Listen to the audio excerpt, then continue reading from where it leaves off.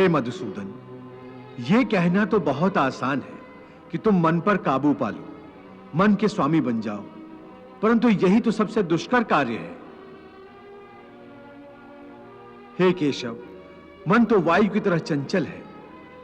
जिस प्रकार बहती हुई हवा पर काबू पाना असंभव है, इसी प्रकार इस चंचल मन को अपने अधीन करना अति दुष्कर काम है। हे अर्जुन, तुम्हारा यह कहना सत्य है कि मन अति चंचल है। उसे अपने वश में करना बहुत मुश्किल है। मुश्किल है जनार्दन, असंभव है। नहीं अर्जुन, मुश्किल अवश्य है, परंतु असंभव नहीं है। तुम्हारा कहना है कि मन को वश में करने का कोई तरीका, कोई साधन भी है? अवश्य है। क्या है वो तरीका?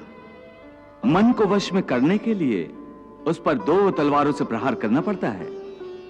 एक तलवार अभ्यास की है और दूसरी तलवार है वैराग्य की। अभ्यास और वैराग्य? हां, अभ्यास और वैराग्य। देखो अर्जुन, अभ्यास का अर्थ है निरंतर अभ्यास। मन को एक काम पर लगा दो, वो वहां से भागेगा, उसे पकड़ कर लाओ, वो फिर भागेगा, उसे फिर पकड़ो। ऐसा बार बार करना पड़ेगा।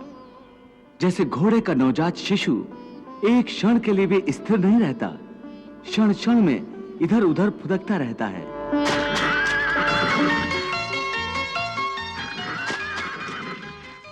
उसी प्रकार मन भी क्षण क्षण में इधर उधर फुदकता रहता है। एक चंचल घोड़े की तरह मन भी बड़ा चंचल होता है,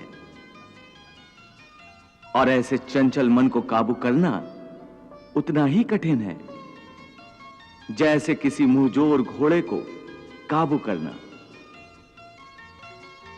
ऐसे घोड़े को काबू करने के लिए सवार जितना जोर लगाता है, घोड़ा उतना ही विरोध करता है और बार बार सवार को ही गिरा देता है।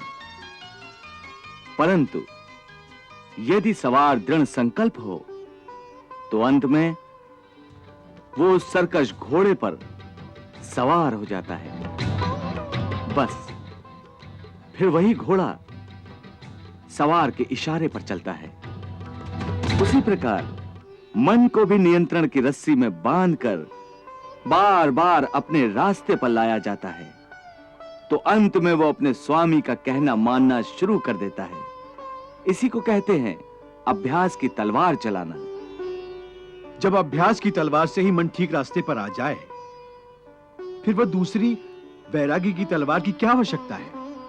उसकी आवश्यकता इसलिए है कि एक बार ठीक रास्ते पर आ जाने के बाद मन फिर से उल्टे रास्ते पर न चला जाए, क्योंकि उल्टे रास्ते पर इंद्रियों के विषय उसे सदा ही आकर्षित करते रहेंगे।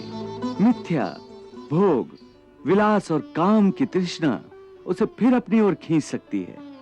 इसलिए मन को यह समझना जरूरी है कि वो सारे विषय भोग मिथ्या हैं, असार हैं, योग माया के द्वारा उत्पन्न होने वाले मोह का भ्रम है। मन जब इस सत्य को समझ लेगा तो उसे विषयों से मोह नहीं रहेगा, बल्कि उससे वैराग्य हो जाएगा। और यही वैराग्य की तलवार का काम है कि वो विषयों के मोह को काट के मन को सन्यासी बना देती है।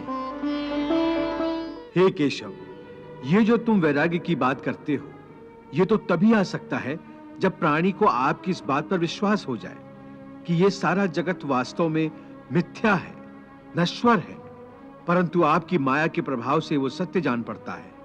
इस परम सत्य के ज्ञान पर विश्वास हो जाए तभी तो वैराग्य होगा। बिल्कुल, ज्ञान ही मनुष्य के हृदय में वैराग्य पैदा कर सकता है, और वही सच्चा ज्ञान मैं तुम्हें प्रदान कर रहा हूं। तुम तो प्रदान कर रहे हो कृष्ण, परंतु मेरा मन उसको ग्रहण क्यों नहीं कर रहा?